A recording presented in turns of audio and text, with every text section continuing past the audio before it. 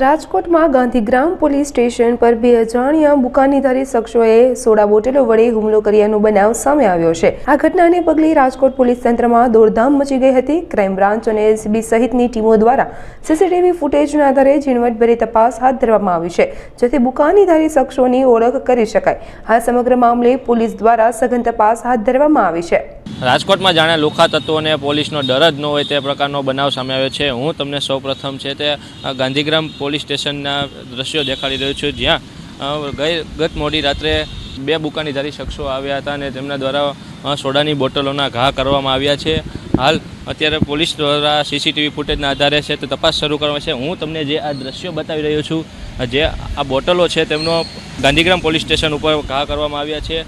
હાલ તો બનાવને પગલે ક્રાઇમ બ્રાન્ચ અને એલસીબીની ટીમો છે તે ઘટના સ્થળે પહોંચી છે અને સીસીટીવી ફૂટેજના આધારે જે બુકાનીધારીઓ શખ્સો છે તેમને પકડવાની જે તે કામગીરી હાથ ધરવામાં આવી છે। ખાસ કરીને તો રાજકોટ શહેર પોલીસ ઉપર પણ ગંભીર સવાલ ઉઠી રહ્યા છે, જાણે પોલીસનો લુખા તત્વોમાં ડર જ ન હોય તે પ્રકારની બનાવો સામે આવતા છે। હમણાં થોડા દિવસો પહેલાં છે તે જીમમાં તોડફોડ કરવામાં આવી હતી, ત્યારબાદ ફરી એક પોલીસ સ્ટેશન પર હુમલો કરવામાં છે, જાણે કોઈ આવારા તત્વોને પોલીસનો ડર જ ન હોય તે પ્રકારના બનાવો સામે આવી રહ્યા છે।